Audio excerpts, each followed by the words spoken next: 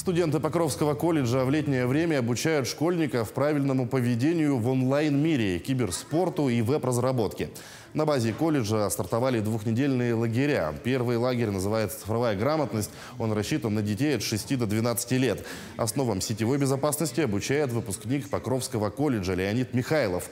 Для школьников постарше организовали киберканикулы.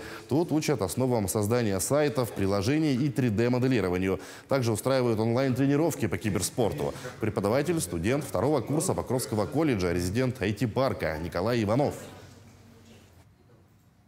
Каждый день по 5 часов в программу входит киберспортивные тренировки по часу, также занятия спортом для укрепления физического качества, да, скажем так. И в развлекательный час входит игра по станциям, квиз и настольные игры.